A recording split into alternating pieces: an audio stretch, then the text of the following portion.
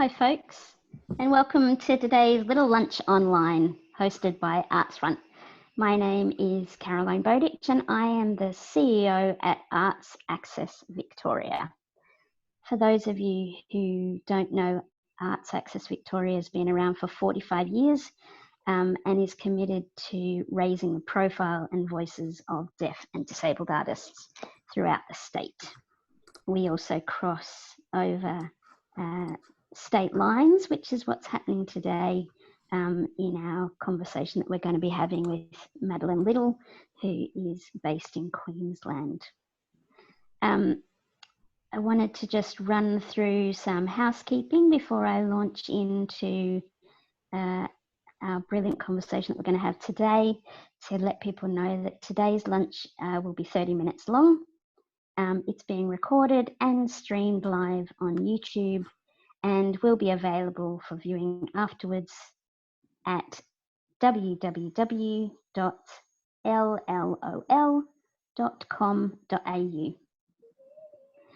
I would ask that you please keep your mic muted when you're not speaking. We really welcome you introducing yourself in the Zoom chat and let us know whose country you're on today. And you can also use the chat to ask any questions, and I'll be keeping a watch on that. Today's session is also being live paraphrase captioned, and if you would like to access the captions, click on the closed captions button at the bottom of your screen. And we've also got Michelle as our Auslan interpreter today. If you need to use Michelle's services, please click on her image and pin her to your screen, then she won't disappear. So I am coming to you today from the lands of the Boonwurrung people. I'm coming from Boonwurrung country, and I recently found out that St Kilda, where I live, was the land where stone grinding was done. Lots of axes were made from stone on the beaches of St Kilda, just 3 minutes away from where I am. So I found out a little bit of history, which is a lovely thing. Originally, I was born on Yorta Yorta land in the northeast of Victoria, and I still feel very much attached to that country as well. I want to acknowledge the elders, past, present, and emerging on all of the countries that we meet on or are on today, and acknowledge the incredible history, traditions, and wisdom that we attempt to make the most of on a daily basis. So I want to now introduce Madeline Young, or Maddie, as she's known to me. Maddie is a passionate theatre maker and performer who has a commitment and an significant interest in accessible theatre practice. And Maddie is dedicated to a disability-led future with a mission to pursue greater opportunities, resources, advocacy and recognition for all deaf and disabled artists and arts workers in Australia. And I first came to know about Maddie when I had not long started my job at Arts Access Victoria, when she applied for the inaugural Stella Young Award in 2018. And when the whole panel read Maddie's application, we were completely blown away by her alignment, I suppose, to lots of the sentiments that Stella had and has left with us. And she felt absolutely fitting to take on or to be awarded with that award in its first year. And one of the things, Maddie, that you talked about in the application was you really came out as a disabled person, which is something that some people have an experience of, but often isn't talked about. And I wondered if you could share that with people if you're up for that. For sure. What was that like for you? For sure. Hello, everyone. Hi. Coming out as a disabled person, and it's interesting to phrase it like that, but that's definitely what it was. I think up until probably that year or so, I had pretty much spent about 20 or so years of my life being like, okay, I'm a person with a disability, but that's separate to who I am. It's not anyone's business. It's fine. It's whatever. And I definitely went through my undergraduate drama degree with that mentality that, sure, I needed to change some things so that I could participate, but it's not something I ever thought about as an access requirement that I was entitled to. It always felt very burdensome. And it was through going to Perth in, I think it was 2017, and participating in a residency with Jenny Seeley, who, for those who don't know, is the artistic director of Grey Eye Theatre Company in the UK, and attending a day's worth of the Meeting Place conference as well, where there was this conversation about the different models of disability. And up until that point, I'd never even heard of such a concept. I didn't know that there were different models for disability. And I was surrounded by people who were taking up space and were proud to be disabled. And at first, that was a very jarring experience for me. And then coming home to Queensland with all of this kind of new energy, trying to figure out what that means for me and who I am. And coming to realize that I think living in Queensland is possibly part of the reason why I didn't identify as a proud disabled person. No hate or disrespect to Queensland. It's beautiful here, but we definitely have a much smaller, what seems to be a much smaller disability arts community where people are working in their own segregated little areas, their own little pockets. And so I basically started my master's degree looking at researching accessible theatre practice, possibly a bit selfishly so that I could make sure I had a job in the future. But in that process and going through the initial stages of research and looking at the models of disability, identifying with the social model of disability where there's nothing wrong with my body, it's the barriers that I face in society that disable me, that really fundamentally changed my outlook. And I think that was roughly the time that the Stella Young Award became a thing, and I saw the applications open and I had to try and cram everything that I was thinking and feeling into this application. And I think even at that point, I was still dipping my toes in, so to speak. There is an underlying fear of what the abled folk might say or how they might discriminate against me further by identifying proudly as disabled. But I'm here and I can't walk straight and I'm proud of it. That's where we're at. Brilliant.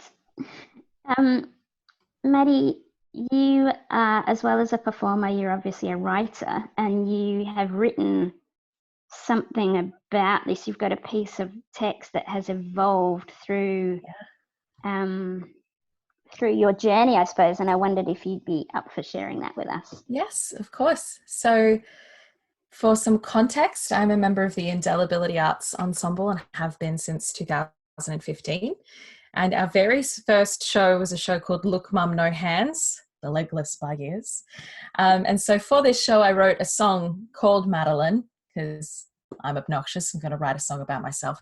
But in that, I was 19. I've grown and evolved since then. But yeah, and in that song, it was basically everything that I thought I hadn't been allowed to say about myself, about disability. And at that point, I felt very stuck and I resented my identity back then. I resented who I was. I resented that disability even existed because it made my life harder and it made people treat me a certain way. So I was angry at 19. And so if I can, I'm just going to share the first chorus that I wrote for this show. So the original chorus went, I never asked for this. I promise I never wanted this. I never ever asked for this. I don't want to be like this. Why you gotta be like this? I never asked for this. Why would I ever want to be like this? I didn't ask for this. Reading that now makes me want to squirm because it makes me so uncomfortable that I ever felt like I wasn't right, I guess, in myself and in my body. So we've been doing that show off and on since 2015, 2016 was the first season. And I've got some new updated 2020 lyrics that I'd like to share that kind of helps represent where I am now a bit better. And so the new lyrics focus more so on the perception of me, not of actually who I am. The new lyrics go, I never asked for this. I promise I never wanted this. The me you made me out to be, I don't want to be like this. Why you gotta be like this? I never ever asked for this. Your pity, grief, your disbelief, I didn't ask for this. And I feel like that's probably the most concise snapshot of how my perception of myself has shifted over the past 5-6 years, but also as an artist, being able to stand up and represent myself wholly and completely without minimizing or, you know, attributing blame to myself for how other people might see me negatively. And there's another second chorus that I actually tweaked along the way. I resonate with, or this one resonates with me a lot stronger now than it did even when I wrote it. But now I'm really proud of, I think I was 21 when I changed these lyrics, or 22. Second chorus says, you don't get to speak for me and you can't have my dignity, my strength, my pride, my everything. I didn't ask for this. And the not asking for this is how people respond negatively. So those snapshots hopefully provide a little glimpse into how baby Maddie turned into Madeline Little, the the growing person that I still am today. I'm not there yet, but we're getting bolder and prouder as we go. It's such a significant evolution, Maddie, from the beginning to the last piece, which is just incredible. And obviously that's what we saw that evolution. And I think when I came back from living in the UK, I started to realize that people are evolving all the time, particularly around the disability politics, where they are in terms of language, about how people want to engage with language, whether they are ready to call themselves disabled people and can see that as a term of pride, or if that still feels like it's uncomfortable. But I, rightly or wrongly, am leading Arts Access Victoria that way. We are changing our language, and we are proudly working with capital D deaf and capital D disabled people and artists. So it's a kind of shift that feels important. Yeah, absolutely. The stuff that you talk about around perception as well, I think, is another crucial thing, and stuff around expectation. And I think that is something that we need to be talking about more, raising more, being more aware of ourselves. And you use the term internalized ableism. Can you expand on that a bit, just in case people don't? We don't have a lot of time, do we? Okay. Internalized ableism. In a snapshot, if I had to explain it for someone who has absolutely no idea, it would be, if you think disability is a bad thing and that's something that you're projecting upon yourself and that's something that you are dealing with. So for me, my internalized ableism would be, you know, perhaps ignoring the searing pain in my legs for standing for 2 minutes longer than I should, because, I don't want to be seen as different for asking for a chair when everyone else is standing. That's like a very basic level thing. Or internalized ableism is just a pot of seething resentment that you don't really know that you have. It's bitter and it's gross and it just sits there and it curdles, and you don't really realize until, you know, it just comes out somehow, and someone is there next to you saying, hang on a minute, you're okay. That's basically what happened with me when I went to Perth. Is I went to this residency, couldn't see a chair that I could comfortably sit in and get up from, had to ask for another chair, and I instantly apologized for needing another chair. And it was Gail Mellis who just put her hand on my arm. First time I've met her. First time I met her, she put her arm on my arm and said, don't apologize. That's your access. And it was like this switch just went off. Like, I'm entitled to exist comfortably and safely? Shock, horror. What is this feeling? And that's when the internalized ableism just kind of pushed down a little bit, and okay, we're starting to deal with this. We're starting to see how disability in itself isn't a bad thing. The barriers that we face are the bad things.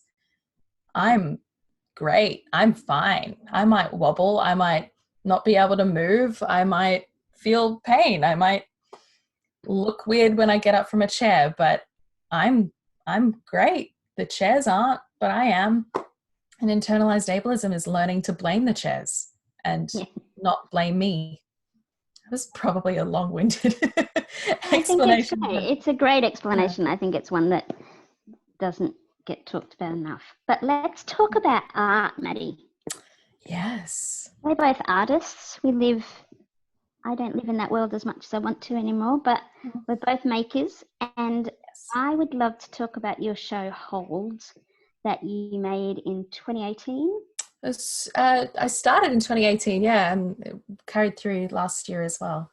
And potentially influenced by the workshop that you did with Jenny Seeley and just your general ongoing commitment. Yeah. You worked with embedding access in that show to make it as accessible as it could be to as many people as possible.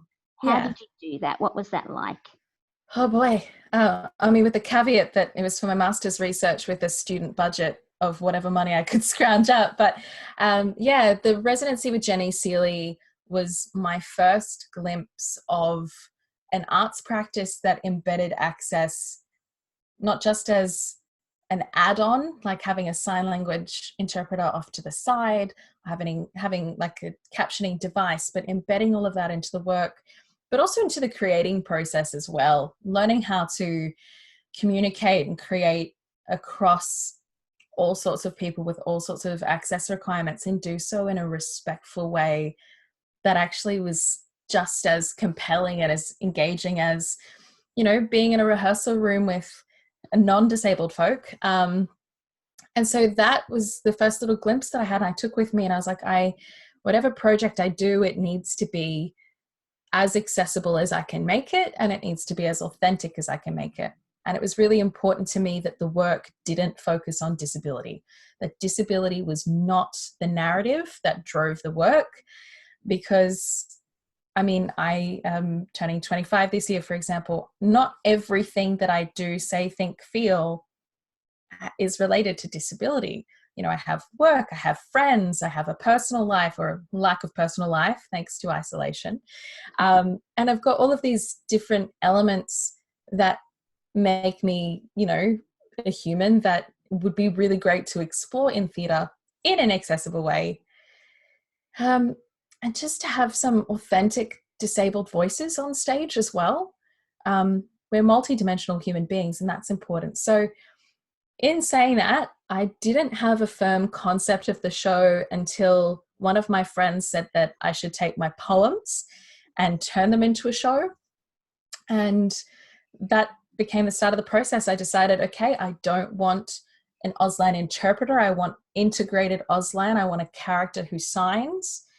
I want to try and have open captions as part of the set design. I want, and as a kept going from the first development in 2018 to last year's very short run. I then said, okay, well, how can we start looking at audio description? We didn't have the capacity to do full-blown audio description to the extent that I would like, but I wanted it to be integrated. So little things like a quirky little narrator character describing me as a short, curvy little thing with long red hair that needs a bit of a trim. You know, you can say, okay, well, I know what she looks like, but I also know, hang on a minute, that's a character injecting some humor in. I know not a lot of people are definitely on board with that type of audio description, but for me, it was part of the process, experimenting with these different types of access tools and aesthetics and trying to find ways to make it work on a very small budget.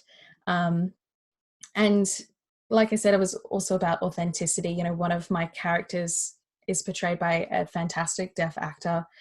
And she was just phenomenal. And some of the best moments in the show are when she and our shadow interpreter are having a little joke off to the side in Auslan, or, you know, maybe she's having a go at my character for being a little victim, so to speak. So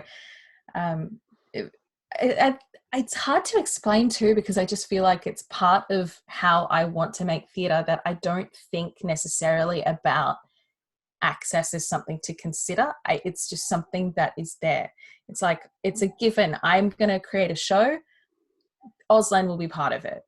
It has to be, because that's just how I make work now.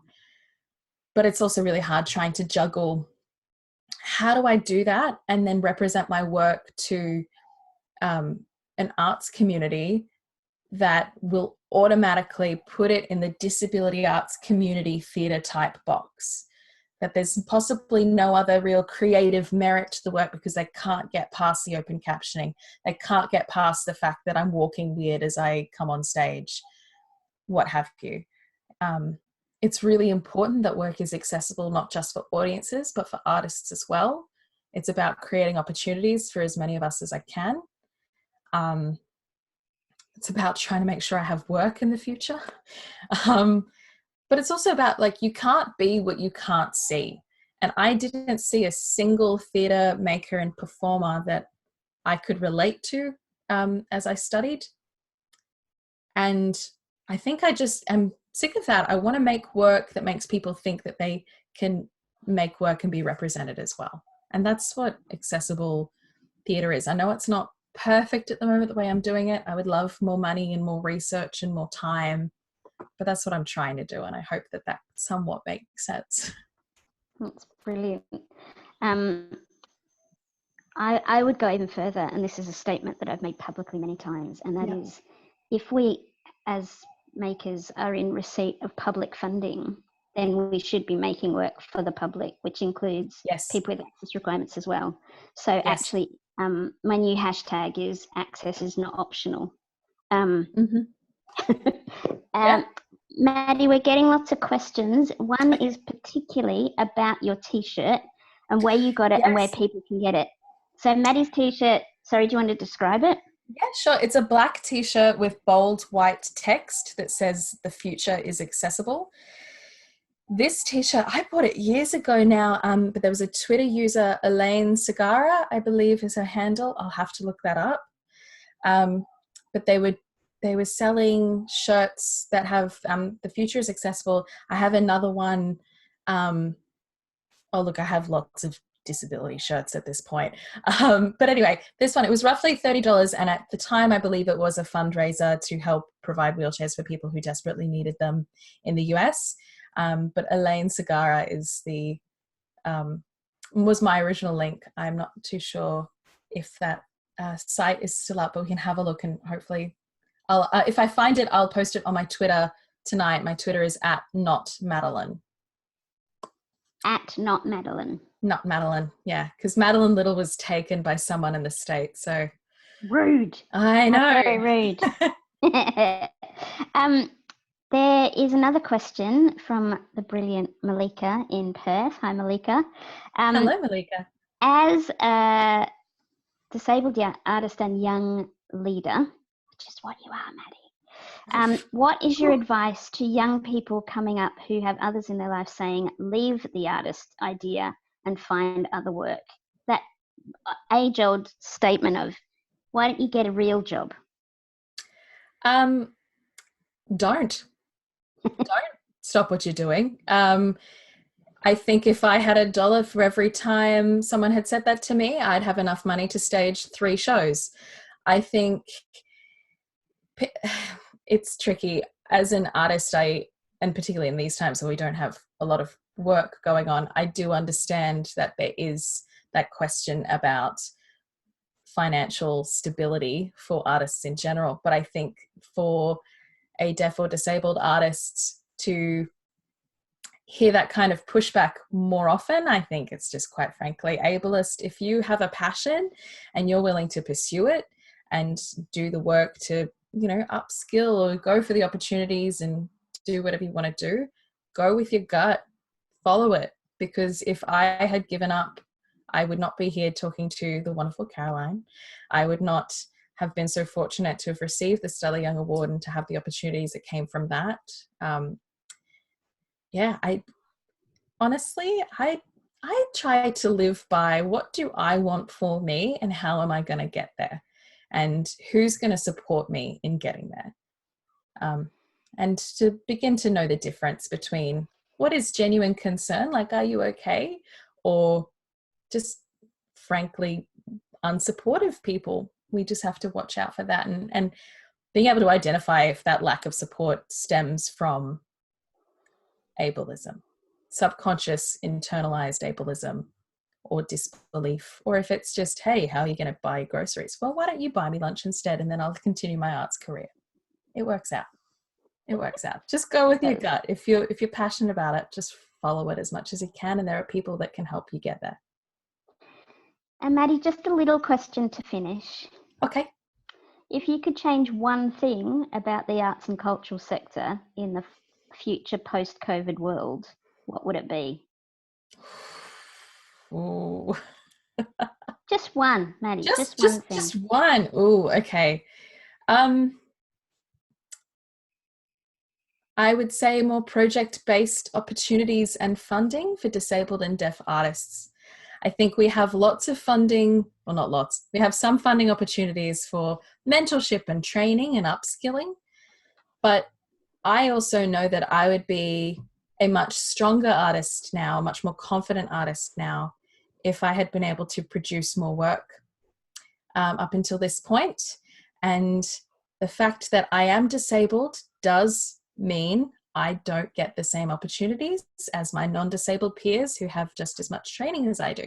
So if there were more targeted funding and project-based opportunities, I really think that would help boost representation. It would boost opportunities, and honestly, it would make for some amazing work that needs to be out there in the Australian landscape. Brilliant. I'm going to squeeze one more in. Okay, go for it. Which is from the brilliant Jeremy Hawkes. And it's a great one, Jeremy. Do you think there is a disability arts movement in Australia? And if so, what does it look like? There is, but I had to leave Queensland to find it. And that's something that is really tricky. I see elements of it in Victoria when I visit, and Perth and whatnot. I think at the moment, to me, it looks like a bunch of us getting together and trying to work out, how do we make work? How do we make work together? Where do we go? What do we do? At the moment, it feels like just a massive conversation that has multiple, I guess, avenues to take in future. I don't feel like I can comfortably or confidently say I know definitively what it is, because of this segregation that I feel living in Queensland and being so distant from the bulk of the disability arts community and the movement. I feel like we get the information about 3 months later than the rest of the states do. But something that I'm really hoping to, I guess, bridge the gap between us so I can find out more. And I just saw Anna's comment, 3 months, try at least 3 years. That's I was trying to be diplomatic, but that's that's fairly on the money there. Yeah, Brilliant. it's too big a question to answer in a minute. I'm sorry. We could have started with that one Yeah, at 12:05 and still been going on it, I think. exactly. Maddie, I just want to say a huge thank you to you. I have the very huge privilege of being your mentor, not that you need me, for the next year. Thanks to the award that you won last year that you got from Arts Access Australia as a leadership award. So I very much look forward to watching your ongoing development over the next year. Thank you so much for sharing your story and your wisdom with us today. Thank you all for being here with us. It's so lovely to see and know that you're all here with us.